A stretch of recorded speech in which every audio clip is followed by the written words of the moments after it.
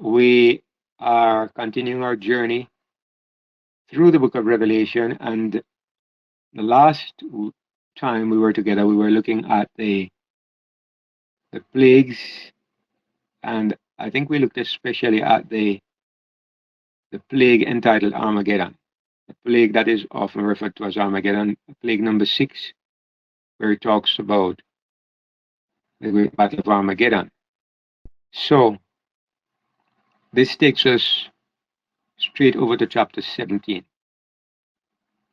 If I am not confused, yeah, I think we're at chapter 17. We were doing the recordings for the series that Brother Irwin and I are working on, so both things got a little mixed up in my mind. I'm not sure if we are if we are actually at chapter 17 here, but I think that's where we were. Last week we looked at the Battle of Armageddon, and so that was plague number 6. We saw that plague number 7. There are great voices in heaven that say, "It is done." And the great city is split in 3. There's a great earthquake. And so this week, we see that there is a pause in the action. When you come to the 7 last plagues, what happens next? Well, obviously, the 7 last plagues is the end of history, the end of human history. The next thing that happens immediately after plague number 7, if you understand that the plagues and the trumpets are the same event, then right after trumpet number 7, when the 7th trumpet blows, there is a voice in heaven that says, "The mystery of God is finished. The kingdoms of this world have become the kingdoms of our Lord and of his Christ, and he shall reign forever." So it's the same thing that happens. You come to the end of the plagues, and the next thing that happens is the coming of Jesus. But if you look at Revelation, you actually have a chapter that comes in here. And let me share my screen and just actually look at the Bible. And we will look at Revelation, where it shows us that there is this sort of another chapter that seems to be out of place, but not really. You come to the end of chapter 16, and it's the end of the plagues. At the end of chapter 16, it says, and in verse 17, "And the 7th angel poured out his vial into the air. And there came a great voice out of the temple of heaven from the throne, saying, 'It is done.'" That is the end. "There was a great earthquake, such as was not since men were upon the earth, so mighty an earthquake and so great." So this is plague number 7. It's the end of time. Every island fled away, and the mountains were not found. And there fell upon men a great hail, every stone about the weight of a talent. So this is we are in Revelation chapter 16.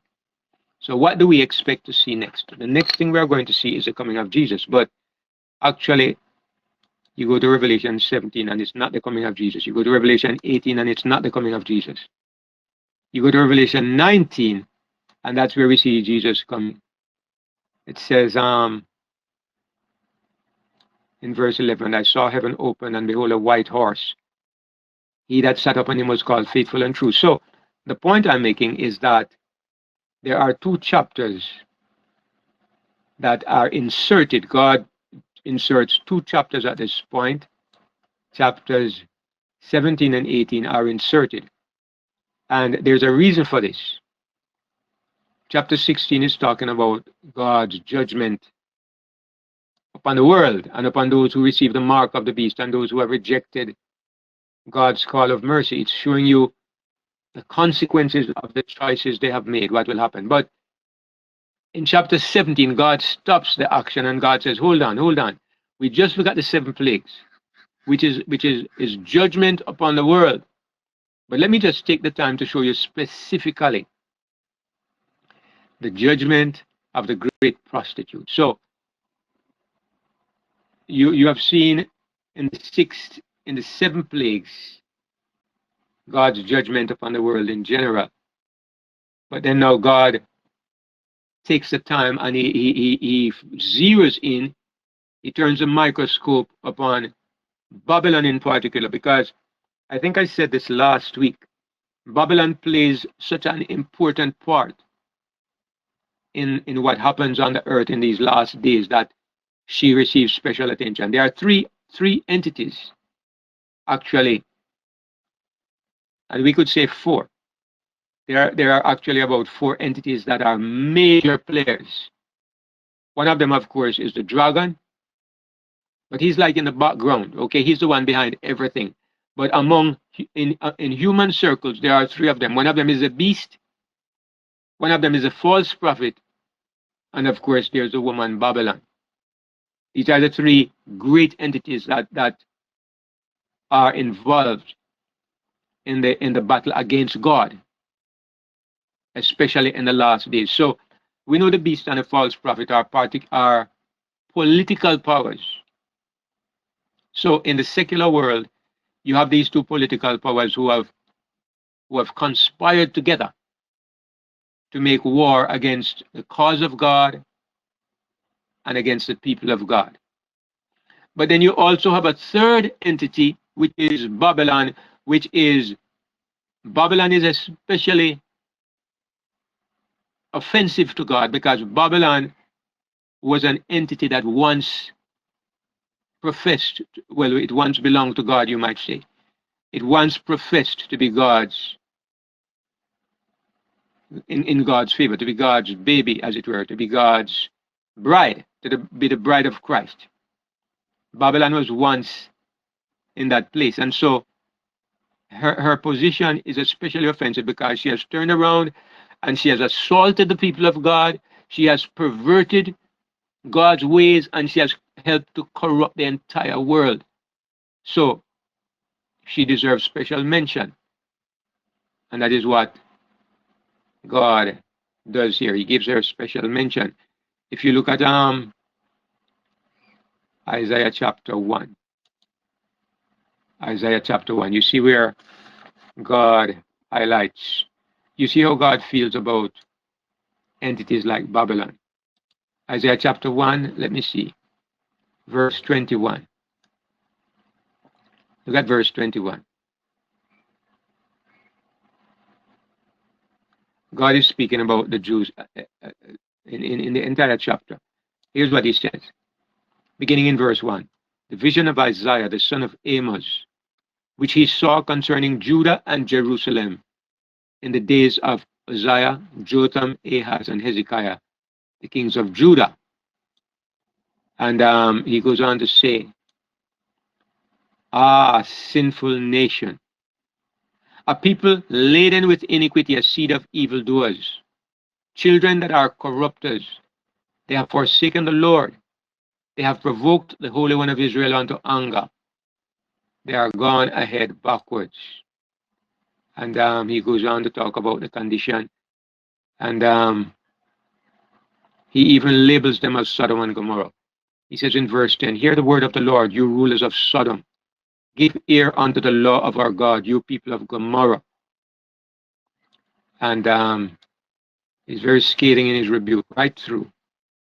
But in verse 21, he says, how is the faithful city become an harlot? There you see a clear description of what happens with Babylon. Babylon was never faithful, really, because she's said to be mother of harlots, and she goes back for generations. But the idea is here that religion, religious entities belong to God by definition. And to become an harlot means that you take your favor and give to the kings of the world, they give to the entities of the world. So the fact that Babylon is an harlot, and it says that she has committed fornication with the kings of the earth, it shows you that she's involved in an illicit union. She has become intimate with powers that she should never have become intimate with. So, you know, in this verse here in Isaiah, God shows you his attitude towards Babylon. You can see why God is so upset at Babylon, and she merits special attention. Anyway, you go to verse 1. It says, and there came one of the seven angels which had the seven vials. Now, I did ask myself the question on different occasions in the past. Why did God use one of the seven angels who had the seven vials? And once you understand that he's looking at the plagues, but he's focusing on how the plagues will affect Babylon, immediately it's become obvious. Of course, it was one of the angels who had the seven vials, no other angel, because we are looking at the plagues still. But what we are looking at is how they affect Babylon. So, of course, one of those angels comes to John, and it says, and he talked with me, saying unto me, Come hither, I will show unto thee the judgment of the great whore that sitteth upon many waters. Once you begin to understand the meaning of the symbols, it's like you're reading a children's storybook. Everything is open and it's simple. So God is going to show to John, what is he's going to show? He's going to show the judgment. Okay? Judgment upon who? Upon the great whore, the great false religious system that is sitting upon many waters, that is supported by huge multitudes of people. Everything is very simple. It's an open book. All right, so chapter 17 and 18, God stops, or God pauses the narrative to zero in on this great false religious system to see how she's going to be specially affected by these plagues, how these plagues will be her judgment. And it mentions that she's sitting on waters or she's supported by many people. Now, this sitting upon many waters, it comes up several times. And the whole point is God is emphasizing how strikingly this great false religious system is supported by the masses of earth. She sits upon many waters. So although you know that the beast and the false prophet are supported by the masses of the world, but the great false religious system is equally supported. She sits upon many waters, and this helps us to understand several places where it mentions that the waters are dried up. We saw last week when we were looking at Armageddon. You saw that the waters of the river Euphrates were dried up, and Euphrates was the great river that was the lifeline of Babylon. So what we can see from the beginning is that the judgment of Babylon, the plague that affects Babylon most of all, is plague number 6. Plague number 6 is the drying up of the great river Euphrates. And what it means is that the support of Babylon comes to an end, and that is what constitutes plague number 6. When the people turn away from Babylon, when her support is completely gone, then the kings of the earth will loot Babylon, will devastate Babylon, will pillage Babylon. So let me mute you, Brother John. Right. So this is the background to what we're about to look at. Now in chapter 17, God goes a little further. He does not just talk about the judgment of Babylon.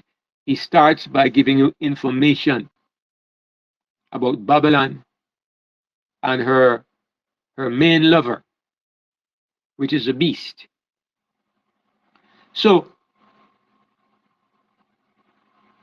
God takes the opportunity to give us some insight into the identity and the nature of the beast. Although he's talking about Babylon, in the same breath he goes into details about the beast. Now, I don't think we're going to look at those details about the beast today, because when we were doing Revelation 13, we covered, I believe, all of those details, or most of them.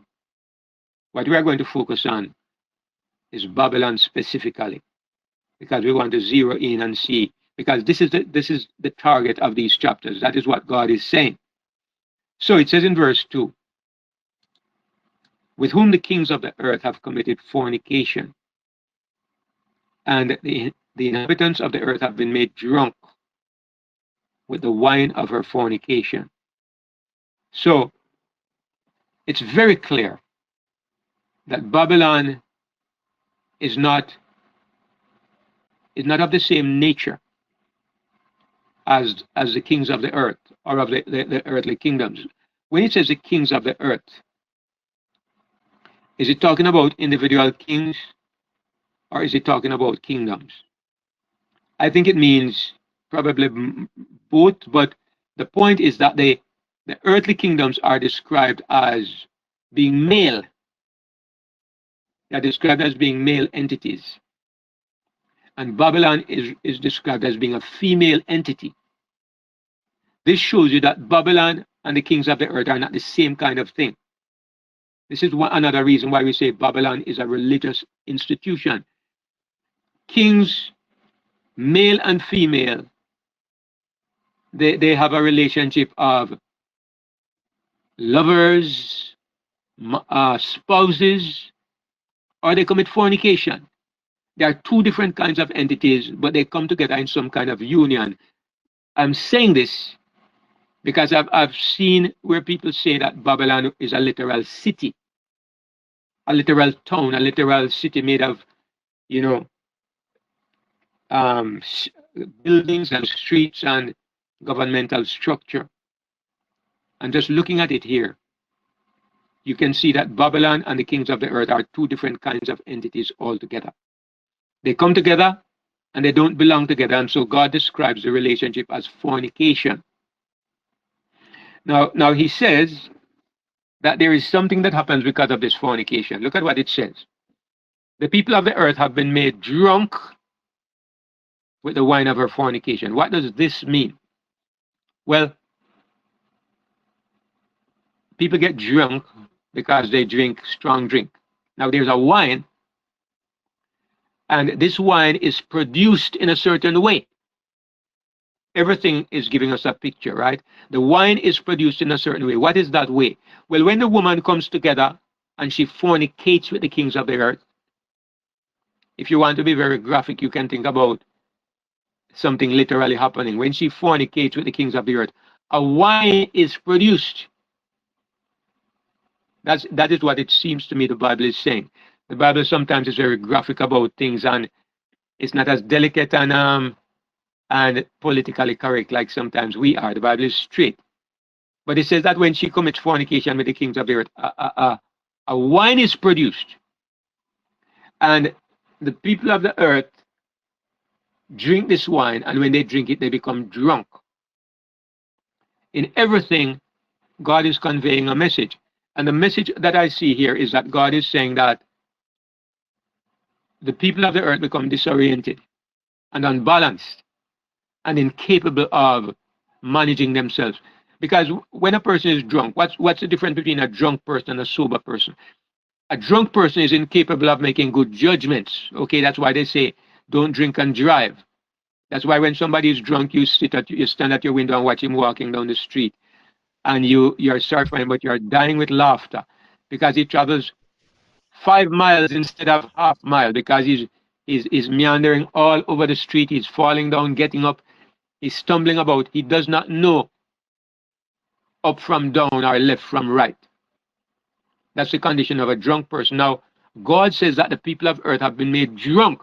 In other words, on this world, people are incapable of knowing right from wrong, good from bad, up from down, left from right.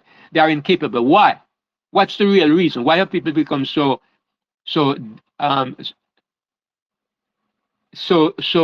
befuddled in their senses?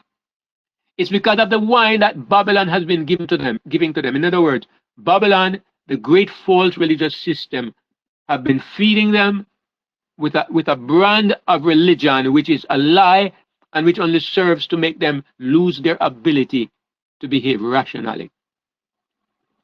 I can give examples. Most of us can think of, most of you might have heard some of the theories of people like Oprah Winfrey,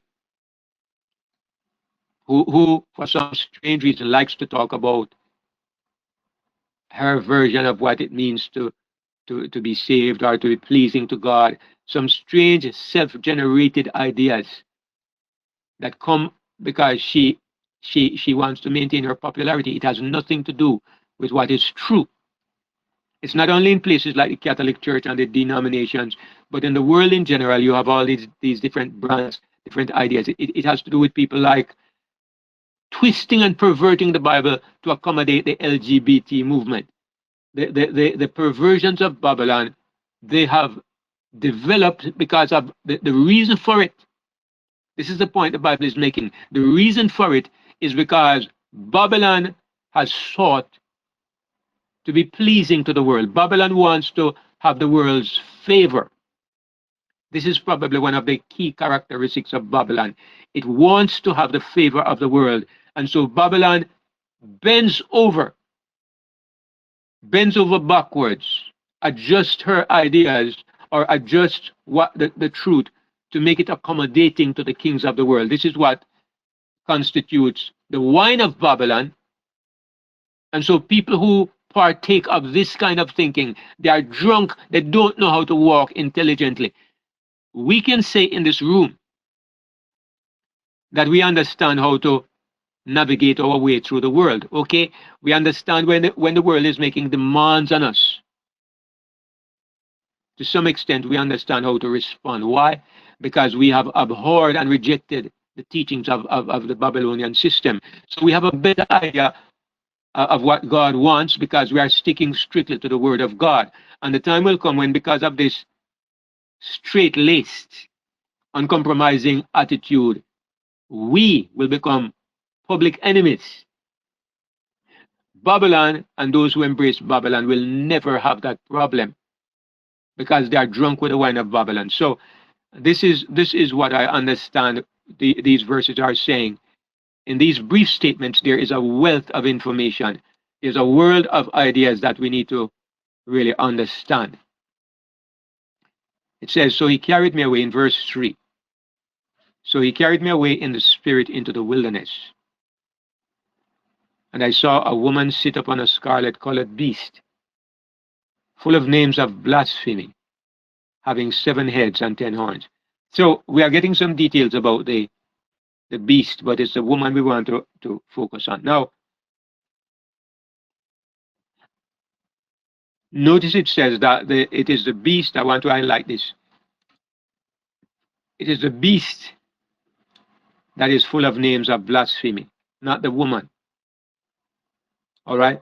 So, this is one of those passages that is very, very significant in terms of our understanding. And I'm saying this because I know the church that I belonged to and that most of us belong to, they teach that the beast, the mark of the beast, belongs to the Roman Catholic institution. They teach also that the woman Babylon represents the Roman Catholic institution. And when they try to explain blasphemy, they explain that the Roman Catholic institution is the entity being spoken about because the Pope claims to be the Lord God, the Pope, and they claim to be able to forgive sins. However, what we have seen, what I think we can see very clearly from the Bible is that the beast and the woman are two different entities. We have emphasized this, and I will keep on emphasizing it. The beast is not the woman. The woman is riding the beast, and the name blasphemy is not on the woman. I mean, she is most likely a blasphemer, but God highlights the name of blasphemy as belonging to the beast, not the woman. So we should not confuse that. We don't put the beast's label upon the woman, otherwise we're going to be confused about what the prophecy is saying. So the woman is riding the beast, and the beast bears the name blasphemy. It is far more consistent with the Bible to understand that the beast is a political entity, like every other beast in Daniel and Revelation, a political entity. And the woman represents a religious institution that is involved in fornication with the beast.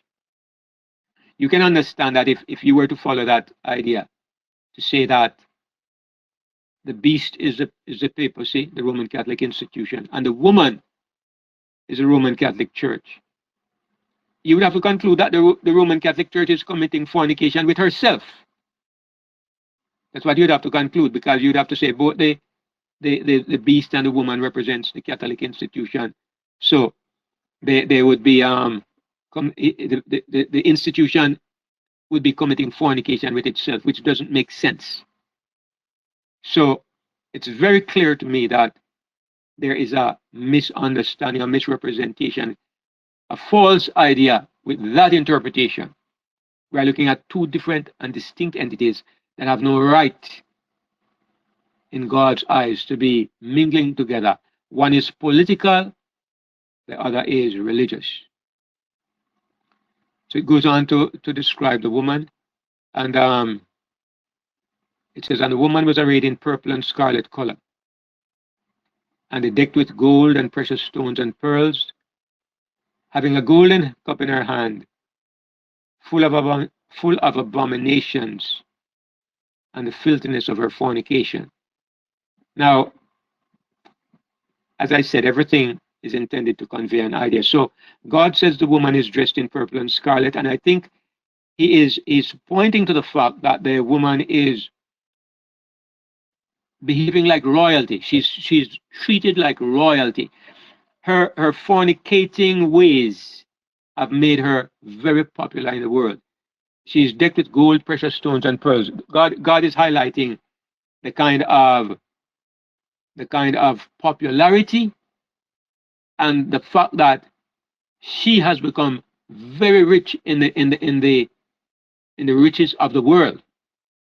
All the things that are connected to great wealth are associated with this woman.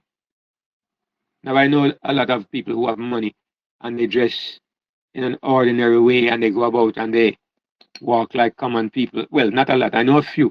But most people who have a lot of money, and especially if they begin to rise in the favor of the world, it begins to show on the outside. They begin to deck themselves, especially on their festive occasions. They deck themselves with gold, precious stones, and pearls, and they put on fancy colors.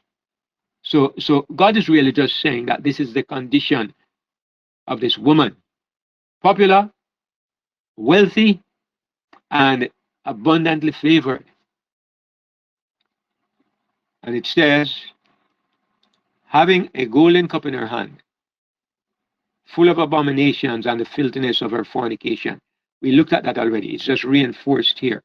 The cup in her hand is the cup from which the nations drink.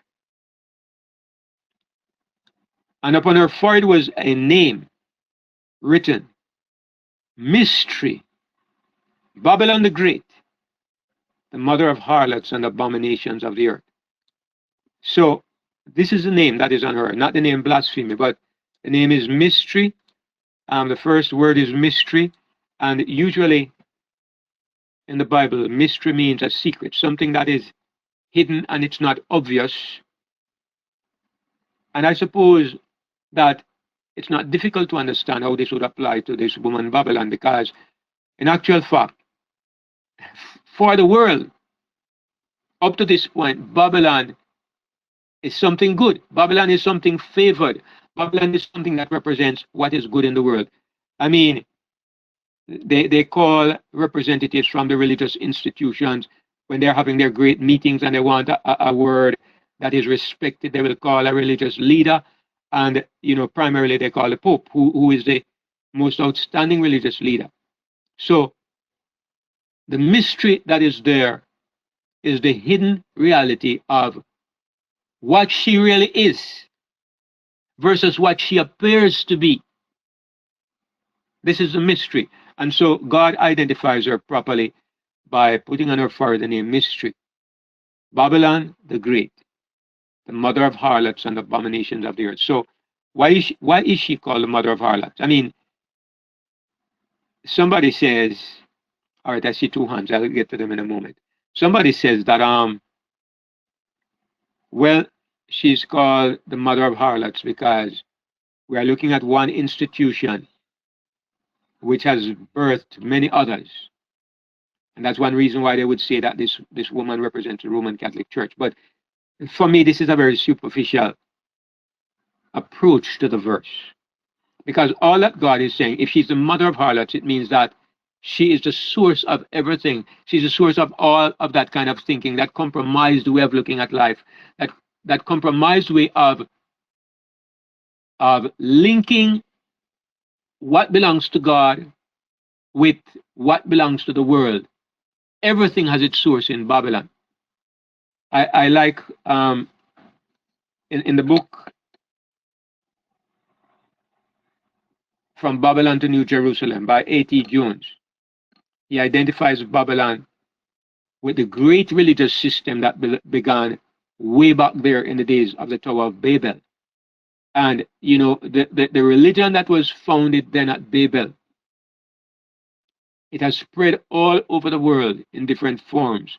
And the great principles of that original Babylon still exist in modern day Babylon. And so Babylon is a source of all of this kind of polluted religion that exists everywhere. All right, I see Brother Ken and Brother Ray. Go ahead, Brother Ken. Yeah, I just a couple things. First of all, there's also the spirit of Jezebel, right, which plays into it as well, right? That's kind of another aspect of Babylon, even though she wasn't necessarily associated with, Babylon back in the ancient times. Her spirit of a woman controlling a king, right? Ahab. Uh, Also, I wanted to mention I don't think it's a coincidence that the Roman Catholic Church, in their own writings, say that the Trinity is a mystery, right? I think this word mystery, when it talks here, could possibly refer to, or the Roman Catholic Church used that term, just like they used Mark in their own writings to say that Sunday is the mark of their authority. So I don't think these things are by coincidence. Anyway, those are just a couple comments. Okay, thank you, Brother Ken. I'm not sure if Brother Ray had his hand up or it was just from the last time you didn't put down your hand. No, I have something to add to what you were saying. Go ahead, Um, Brother Ray. yes. I was watching. I think it was day before yesterday, a presentation on all the people that are going to be working through this government here, with Trump, meaning the ones that he is appointing to, to administrate rules and regulations, religion, especially all of these things here. And the reason I'm bringing this up is because we have studied before, and we have all agreed with you that the beast is not, uh, it cannot be the Vatican, because the beast is the power. We agreed with that, and we also agreed that this beast here is going to make an image to that beast that was, that he said was wounded, something like that. I can't phrase it clearly, but anyway, in the cabinet of the government, for the first time in history, it's full of Catholics. I mean, all the appointees, the judges, everything, and for the religion, for the school, everything is uh, strong Catholic leaders. Uh, and which gets me to think that what you were saying, this woman is riding that beast. So I believe that Rome has finally, the devil has been able to put that woman there on the seat, which is the White House, and things are going to are going to change rapidly in rapid succession during these years here. So I was just saying that we need to keep an eye on these things here, because these are prophecies that are being fulfilled right in front of our eyes. For the first time in history, we have powerful, powerful, powerful people in the Catholic system that are connected with the Vatican, especially Marco Rubio, a very uh, well-known, politician that's in Congress as well. So I want to thank you because you brought this up, and I just wanted to share that, just to make a connection, more or less, of what might be, because I do believe that at the end of everything, this beast here at the end is going to destroy the horror. and all of the other religious systems that comes with her, Trinitarians or not. Okay, and thank you, Brother Ray. I know that I see your hand, Sister Esther. I know that the people who believe that America is going to set up a religious a religious dictatorship, and that the primary element of this religious dictatorship will be a Sunday law. I don't think there are too many people here who hold to that anymore, but they are very excited because of what Donald Trump is doing and what you just said about many Catholics being a part of his administration. I suppose that would add to that excitement. Sometimes I ask myself the question, what would you do if there's a Sunday law? What would you do? Because I I I I thought about the issue of the mark of the beast, and I thought about these things very carefully before I started teaching them. And I have my present position because of carefully studying the principles in the book of Revelation. So I could only say that if something like that happens, I still would feel that if I go with the Bible, I still have to hold to my position. But I'm saying this because I know that it's possible that things may go in a certain direction. And usually, if you don't have a foundation biblically in where you stand, you jump from one place to another. I don't want to be in that kind of situation. It's very much my policy that I don't want to be guilty of misleading people either. But when you come to the Bible and you look at the Bible, you can only look at what is before you and try to hold to something that harmonizes with the Bible. To step outside of the Bible and jump onto something because it looks like it's going that way, in my opinion, it's wrong.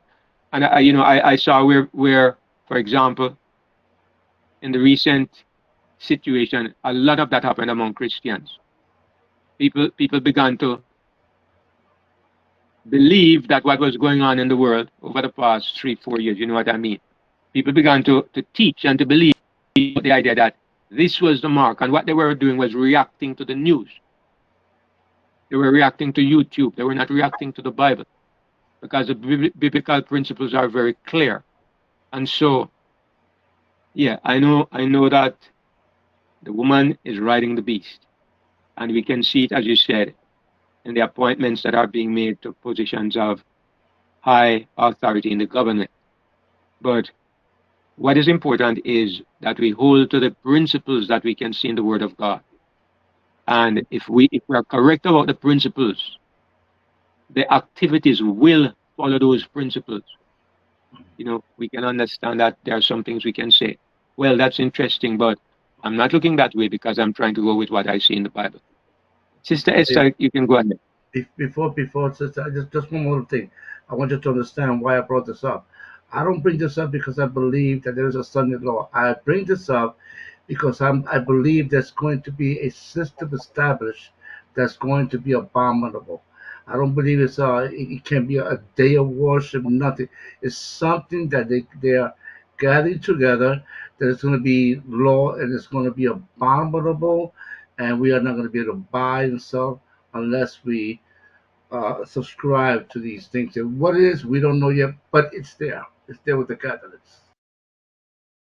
Sure. Okay, Brother Ray. Yes, Sister Esther. Uh, um, Someone mentioned about this going back to Babylon, and to me, I've been thinking lately about the fact that it goes back to the building of the Tower of Babel, where they wanted to form a one world government in that place. And God wanted them to be scattered over the earth. So he scattered them and he confused their languages. Today, they're forming a one world government, and God is not stopping them. and their languages are no longer confused because they have the internet interpretation. No matter, they can, the powers that be, they can all speak to each other in a language that can be understood. So they're um, they're forming that one world government, and God is not stopping them. Sure. Sister, it's a very, very important thing to consider.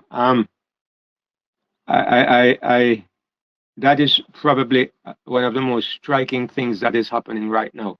The reason why God broke up their plans at the Tower of Babel was because God says nothing they put their hands to will be withheld from them. God restrained them at Babel because, as much as people think they were primitive people, they appeared to have been highly sophisticated and well developed, as we know. And so God confounded their language. Today, you pick up something here from Elon Musk. You pick up something here from scientists in Germany. You pick up something here from scientists in Israel, Australia. The world is increasing at this rapid fire rate because all information is at everybody's fingertips. All the information is there. So you can build on the information that somebody on the other side of the world has discovered. And so the rate at which humanity's abilities are developing are incredibly rapid. And if it was a problem in the days of the Babel builders, it is a problem today.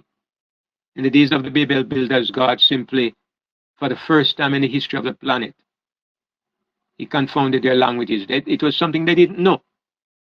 They weren't accustomed to different languages. It probably never occurred to them that there could be different kinds of languages. So when it happened, they had no way of responding to it. They just went about their different ways. But today, they are so sophisticated that is nothing to them. And so, yes, that is one of the most certain signs that we have come to the end of time, because surely what was wrong then is equal, what was bad then is equally bad now. And so instead of confounding the languages, God will stop it by his final intervention, which is the coming of Jesus. Sister Talia, go ahead. Blessed Sabbath, Brother David and family. So, with regards to what my sister mentioned with the confounding, going back to the Tower of Babel and confounding the language, wasn't and I'm just asking, wasn't the original intent of God that there would be a one world government His? And I'm curious about the fact that, You said, I'm curious about the fact, and then uh, you cut out. Could you repeat that? oh no, I didn't say it. I was curious. What I said was that I wholeheartedly agree to the last part of what I was saying, that the Bible is the sole authority in terms of how ultimately. So I agree with that. But I was just stating that if you didn't hear the first part of what I was saying, that I asked, well, God's original intent to have a one world government, which would have been his, except the fact that the pagans at that point in time were, well, whomever they were, his people and the likes, um, were seeking another God and another kind of government. Hence, the example with Saul asking for a worldly king. And I was just curious about that. And I think that's what you Okay, heard. sure. Let me explain my understanding of it, Sister Talia. The only time that God, the only time that a one world government could have succeeded in this planet was in the days of Adam and Eve. Before sin. Before sin, God made man the ruler of a one world government, himself and Eve and the animals and the whole creation. Now, Agreed. once man sinned, there was no longer As a matter of fact, God didn't even institute a system of kingdoms until after the flood. I don't know what happened, what existed before the flood, but there's no record of any kingdoms and different, apart from the fact that Cain built a city and it says little things like this. But it's after the flood that you really had the development of kingdoms. Now, God did institute a kingdom with Israel as his people, and he became the head of this kingdom. In a way, it was supposed to be what is called a theocracy. But at the same time, what we learn from the history of that kingdom is that not even if God is ruler, not even that can produce the proper kind of kingdom. With that system of government, the system of government was the government where control was from the outside. So I think we're looking at two different principles. God never wanted there to be any other government but his. But in a world of sin and where people are free, it's impossible that there should have been anything but that kind of system where you have different kinds of government. But even in that context, God never wanted a one world government because it would give sin too much of a breeding ground. It would give sin too much of a breeding ground for it to spread and multiply. As a matter of fact, even in Israel, which was supposed to be a theocracy, don't we see that the same exact thing happened? One person, one king of Israel gave birth to the next king who was more wicked. You can think of Omri, Ahab, Manasseh, that line, and they became more and more wicked. Association made them more and more wicked. So the same thing was happening. Same thing would have happened when all those kingdoms came together. So it's a little bit different from what we are looking at, but the principle was that God eventually made us understand that the only kind of government that can work is the government where he lives inside, which is a new covenant. The kingdom of God with Christ living inside is a government that is to take over the entire world. But for it to work, all the other kingdoms will eventually have to be destroyed. So it's a little bit more than, the ideas we're looking at here in Revelation. But basically, yes, it can't work. A one world system of government will never work, will never be really developed in this system, in this sinful system. Anyway, I don't know. I saw your hand still up, Sister Esther, but I'm not sure if it was there from the first time. Um, I actually had 2 points and I forgot one of them, but I have a question regarding the image to the beast.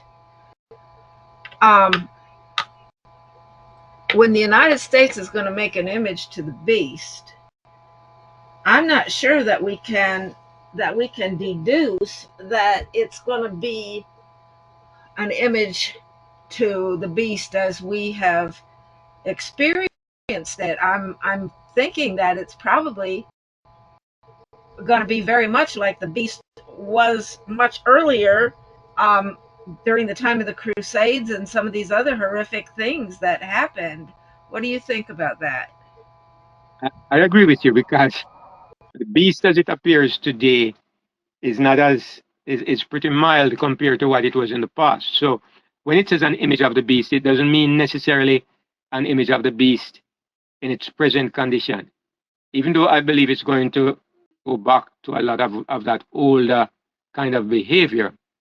But I agree, it will be more a mirror of what we saw of the beast in the past. I agree with you. All right. So let's see if we can make some more progress with this woman. And it says in verse 6. In verse 6, back to Revelation 17. I saw the woman drunken with the blood of the saints and with the blood of the martyrs of Jesus. And when I saw her, I wondered with great admiration. What what John is highlighting here is the reality that, okay, it says the blood of the saints, the blood of the martyrs of Jesus. in most cases, when you go back to the kingdoms of past ages, in most cases, the people who have been killed for God's sake, it has most of the time been because of the influence of false religious systems. It has been because they have stood for God and they have stood against the abuse of the worship of God. And you can think of all of them.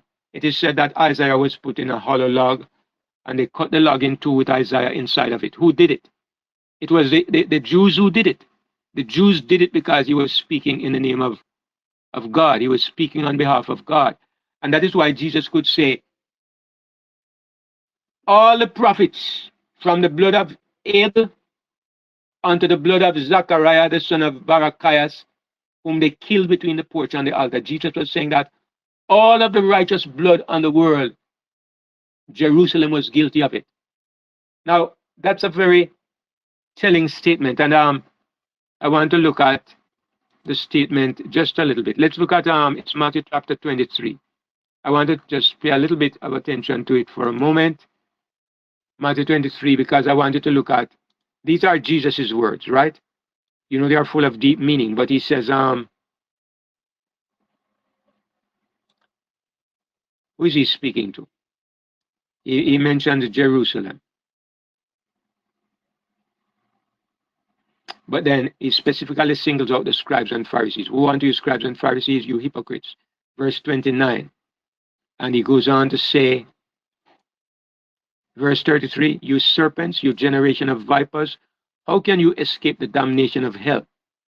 He goes on to say, wherefore, behold, I send unto you prophets and wise men, and scribes, and some of them you shall kill and crucify, and some of them you shall scourge, beat in your synagogues, and persecute them from city to city. Who is he addressing? He's addressing the scribes and Pharisees. A little later on, you see that he zeroes in on Jerusalem because he's talking about the religion, the religious entities that control Jerusalem. It's not the city Jerusalem, it's not the building, it's not the walls, it's not the streets. He says, O Jerusalem, Jerusalem, thou that killest the prophets and stonest them which are sent unto thee. Why would Jerusalem do this? Why would the scribes and Pharisees do this? It's in the name of religion. In the name of religion. And that is why Jesus says in verse 35, that upon you may come all the righteous blood shed upon the earth, from the blood of righteous Abel unto the blood of Zacharias, the son of Barachias, whom you slew between the temple and the altar. Now he goes back to mention even Abel. You go to the Bible and you read the story of Cain and Abel. And why did Cain kill Abel? Do you realize that it was a religious issue? Because both of them came to worship God. And one came to worship God bringing a lamb. The other one brought the fruits of his ground. There were two different methods of worship, and one represented the method approved by God. The other one represented the method that Cain thought was appropriate. And because God favored Abel, God accepted Abel's religion, but he did not accept Cain's religion.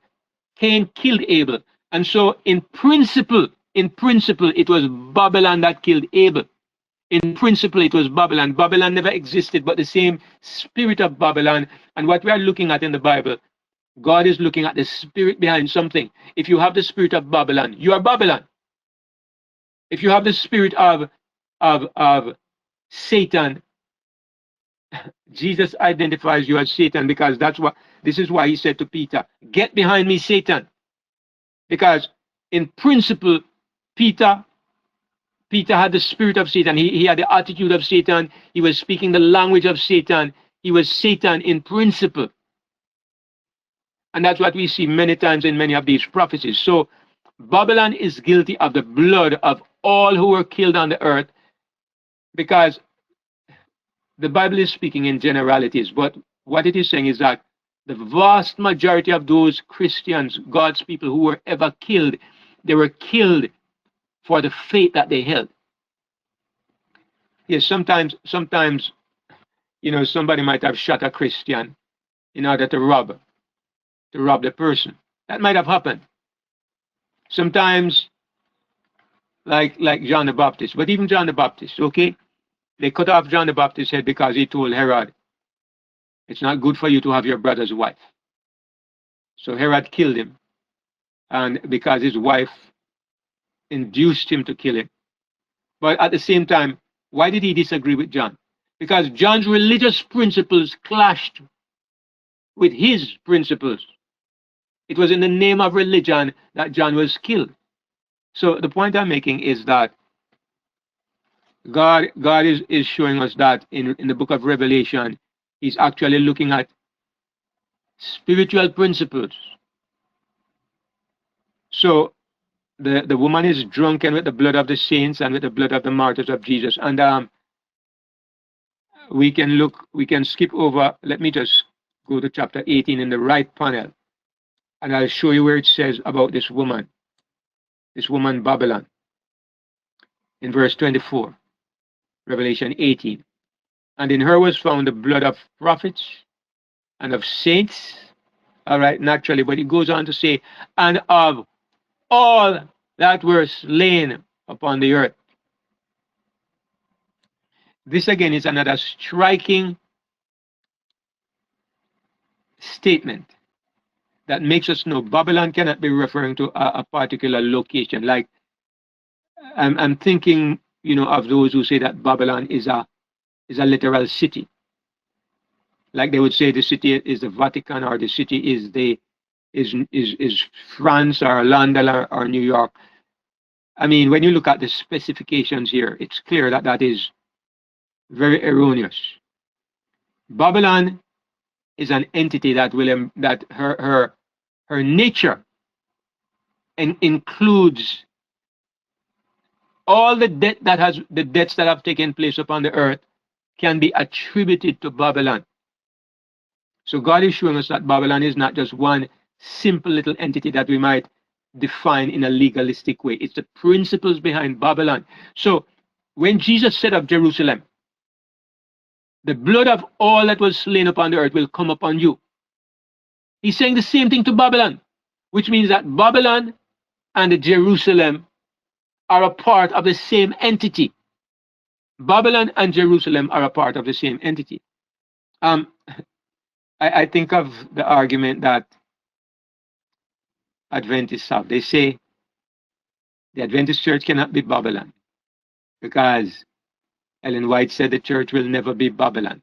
And they hold on to a legalistic statement, and they hold to that. It can never be Babylon. It can be an apostasy, but it can never be Babylon. And God is not viewing things from that perspective. That's the mistake that a legalistic mindset makes. You approach the thing to say, well, then it has to be a specific entity. It is this denomination, and if it is this denomination, then it cannot be that denomination. But if we are looking at the principle of Babylon, something that has the spirit of compromise, of fornication, that is feeding the world with false doctrines, how can you say it is not a part of Babylon? In the name of compromise, falsehood, and the persecution of those who stand for the truth, absolutely, it is a part of Babylon. Absolutely. So, this is what God is showing us when it says that Babylon is guilty of the blood of all the martyrs of Jesus. Brother David, So, yes, brother, is that Brother Clearman? Brother Frenchy. Okay, Brother Frenchy, go ahead. So are we expecting it these characteristics? Because if you mention the falsehood and compromise, are we to expect persecution coming out from these churches, especially the Adventist church, in the near future, since it is part of that Babylonish system? Brother Frenchy, you said the near future, I would say the near past, because the thing is, these churches, these institutions do not personally persecute for the most part. What they do is they call upon the arm of the state They call upon the arm of the state to carry out their persecution. Um, I hate to keep on referring to the recent situation, but everybody can empathize with it. These institutions, many of them were calling upon the government to take action against their people who would not cooperate with what the government was imposing upon everybody. I even think the institution you mentioned, it was encouraging all its people to cooperate. And the thing is, there have been many instances of even the Adventist Church calling the police to deal with people who were, who were in disagreement with them. They have taken people to court over the issue of using the name Seventh Day Adventist. I mean, I don't have any burden for that name, but I still can see very clearly where on several occasions they have destroyed and ruined people for using the name and for other little issues like that. They have had no compunction in using the power of the state to compel people to bend to their will. So the principle is there. And if it comes to the place where it calls for putting people in jail and even killing people, I know the position they will take. Okay, they will back away and simply say, in this matter, the church has no authority. We encourage our people to cooperate with the state. That's all. But by abandoning those who have a different mindset, they, as it were, throw them to the wolves. The principle is the same. The time will come when, we saw it in World War II. In World War II in Germany, when there were some of their members who refused to go to war, they refused to take up arms because of the way they understood the Bible. To preserve her status, the Adventist Church allowed her people, her young men, to go to war. Adventists to fight against Adventists in other countries, Christians to destroy Christians from other nations, and they allowed it. And as a matter of fact, they basically said to the state, those who don't cooperate, they are not in harmony with us. We don't agree with them. You can do what you want. There was a lot of persecution against those who didn't cooperate, and the Adventist Church, as it were, threw them to the wolves. So I don't have any real question in my mind as to where they will go when the crisis intensifies. So they always remain pure in the eyes of the public or the members, because they always say that they always fool people with the idea that they are the children of God. This is the church of God, and it's like a net trying to keep people in this net always, so that they don't escape with these lies and so on, that they are the children of God. So they always remain pure in their eyes, that they are not the ones doing the persecution, but the state is, and they are, their hands is out of it. If you Um, understand what I'm saying. they have done something very interesting and very appropriate, in my opinion, when they have claimed the label of Laodicea. And that I think is so appropriate, and it answers the question you just asked, because Jesus says to Laodicea, "You say, I am rich and increased with goods and in need of nothing." That fits perfectly what you just said, where they and their members believe that everything is all right and they are on the beautiful pathway to the holy city. But Jesus says, "But I know you are wretched, miserable, poor, blind, naked, and I will spew you out of my mouth." For them to adopt this label and to take it onto themselves is one of the amazing things, because in that message to Laodicea, there is no hope. There's no hope. There's only Jesus' condemnation and the statement that I will spew you out of my mouth. It describes very well the true condition of that institution, in my opinion.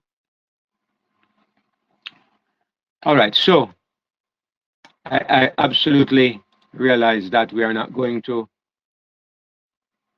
make much progress any further today. Let me just go down to the last part of this chapter and try to finish this chapter. Next week we'll look at chapter 18.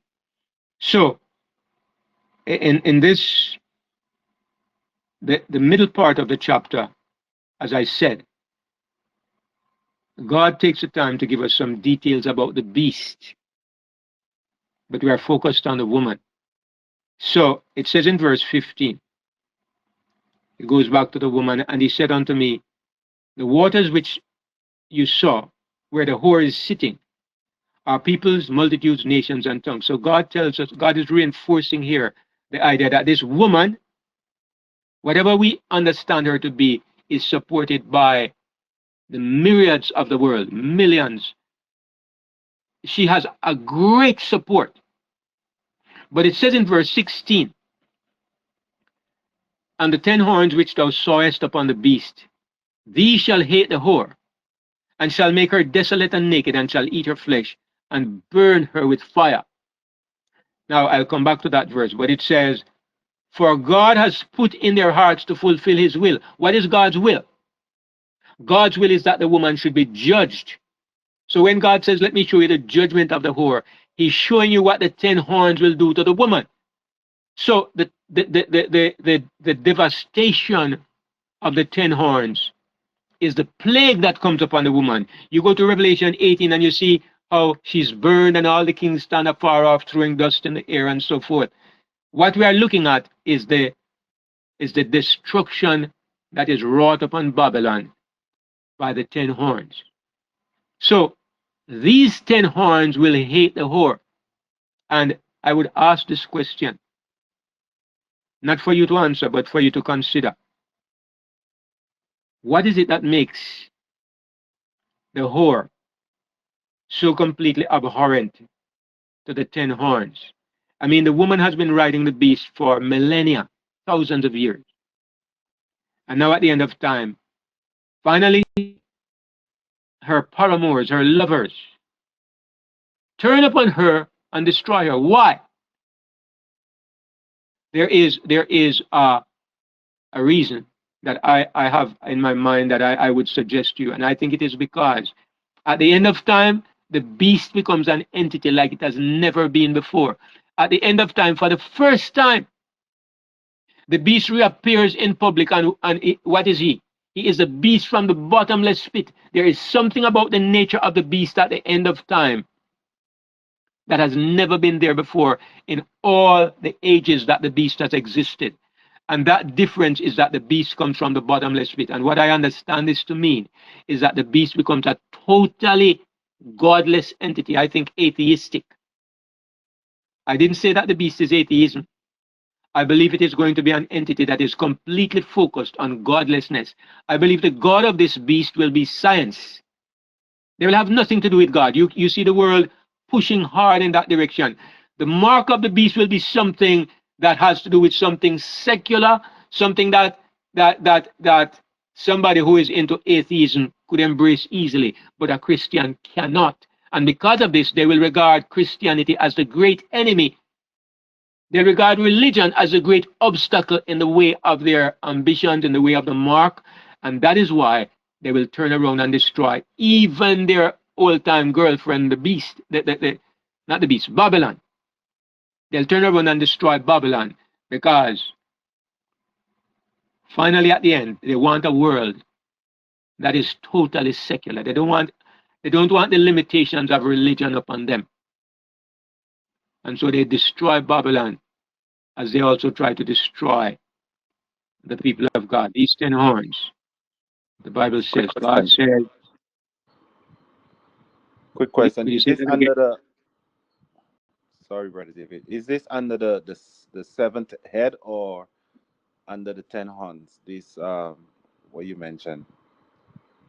The 10 horns, the seventh head will fall, and then the 10 horns will become the dominating powers within the beast. The beast, when he becomes king number 8, there are 7 heads, but there are 8 kings. 7 heads, and these 7 heads are 7 kings, and one is to come. And when that one comes, he remains a short space. Then he falls, and when he falls, there arises king number 8. King number 8, I would label as the headless beast, because it's after the 7th head has fallen. There's no 8th head. Instead of a head, you have the 10 horns. So that is the time when the 10 horns receive power. After the seventh head falls, you have a beast with 10 horns, and that's the time when the beast is said to be emerging from the bottomless pit. And that is the time, it's during that period, sometime during that period, that the 10 horns will destroy the prostitute. All right, so I think I'm going to stop here for this evening. Next week, we'll look at chapter 18, David, but we're out of time here now. Yes, Sister Tracy, go ahead. good evening again.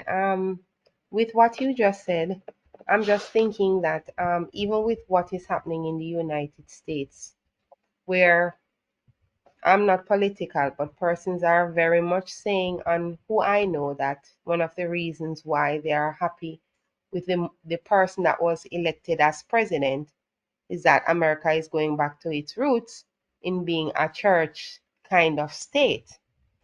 No, I kind of smile because even some persons who are of an Adventist persuasion feel that, yes, this will signal the coming of the mark of the beast, which they believe is the enforcement of the Sunday laws. But think about it. It's going to go that way, and something is going to happen to turn that seemingly religious kind of fervor into open hatred. Because to me, when I look on Europe and the world in general, it's more going secular and anti-God, not godly. So even if it has an appearance of going religious again, I believe something is afoot. I don't have any data to prove this, but I believe something is afoot, that even the powers that be in that lamb-like beast, it's going to change from even appreciating things of a religious nature, even the fake one, the Babylon one, to open hostility, I mean hatred for the things that pertain to God. So even persons saying going down that road and it's being more religious now and so forth, it's still lining up with what the Bible is saying. Because in the end, the beast is going to kill the whore. It's going to eat the whore. It's going to desolate her. And I can't see persons explaining that. That's why they try to say the beast and the woman sitting on the beast is the same entity, which it could not be. It just does not make sense. Mm-hmm. Just saying. Just saying. Thanks. Sure. Thank you, Tracy. But You raise a point that is very fascinating because, of course, all of us we we we we hear the rhetoric, we hear the ideas, and it's possible that even some of us here have a leaning in one direction or the other. I am I am perfectly honest when I say that I could not have cared less whether Trump or Harris won the election. And somebody may say because I'm not in America. One thing I know is that those Americans who believe that this is for the better, maybe we don't believe it's the end of time. Maybe. Because if we are at the end of time, I mean, I am very happy that Donald Trump is stepping on the transgenders and those who are abusing the children with their um, sex change and so on. I'm happy about it as a human being. But as a Christian, I know that whoever goes into power, if we are living in the end of time, that person is going to become instrumental in bringing the elements that will be destructive to the cause of God. So there is no way that we can, as Christians, look at the world. I see, I have friends who are Mennonites, I have friends who are, I mean, acquaintances who are Adventists, and I don't comment. I see them rejoicing and gloating, and I'm wondering, don't they believe the Bible? Or maybe they say, we are going to have another 4 years at peace before it actually breaks out. But then, when you look at the rate at which things are escalating in the world, do we really have a lot of time left? And from my perspective, anything that means that Jesus is coming soon, I'm going to rejoice, I'm going to raise my hands. It has to get bad before it gets better. It has to get bad. And my way of looking at it is saying, bring it on. Not because I'm ready, but because the Lord is ready and because He is in me. So it's very interesting where we are. Just to say something, that occurs to me also as you are speaking. You know, the first world countries, Australia, England, the European countries, the South American countries, those are mainly the countries that we call the first world countries. They are all in harmony with this direction. America has become an outlier because of Donald Trump. He steps away from the rest of the world and he says, America is going to be different. We're not going to be involved in this. But the other nations are not happy because whoever is in charge, they have been pushing the world in a certain direction, and he comes to stand up and to put a spanner in the works. And what this means, I mean, obviously, the Bible presents a picture of a unified one world system at the end. There's nobody who stands out and is different, particularly the two-horned beast. So from my perspective, as you say, we can't interpret what is going on, but we know things are going to change. What we are looking for is not necessarily what we are going to get. And maybe that's the best comment we can make on the situation as we leave it and see what happens. Sister Talia and then Sister Nikki. The Adventists usually say that Sunday law will be the test. You have the spirit of prophecy pointing to the fact that the Sabbath will be the test. However, I agree with what you're saying, but I'd like to ask, will there be an instance where there is the Sunday law that will happen to be a test, and then with that not working, whereas the body of Christ believers, I suppose the final remnant will not adhere to the laws, where the godless entity will then try to kill the remnant? Okay, thanks for the question, Sister Talia. Thank To you. be perfectly honest, there's one reason in the world why I would believe in a Sunday law, and it is Ellen White. It's not the Bible.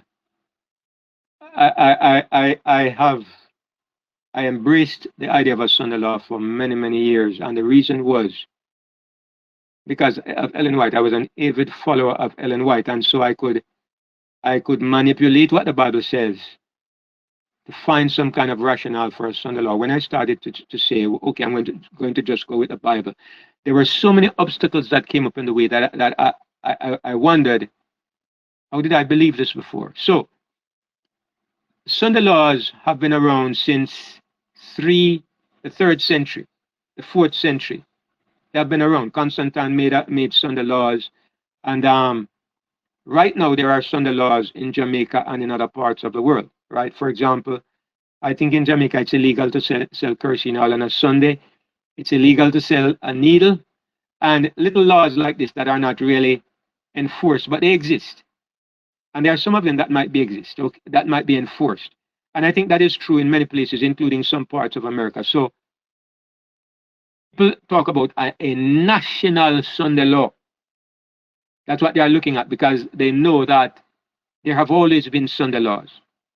So what it would mean is that in a place like America, and not just America, but everywhere in the world, all the governments have got to come to an agreement that Sunday is to be set aside as a day of worship. Remember, a day of rest, everybody already regards Sunday as a day of rest, okay? Because I don't, well, I mean, I work every day, but most people, they rest on Sunday. They go to work all during the week, and even Sabbath keepers, they worship on Sabbath, and they rest on Sunday. So a Sunday law for everybody would not be a major issue. It would get Adventists very excited, of course, but it would not be anything that would affect our worship.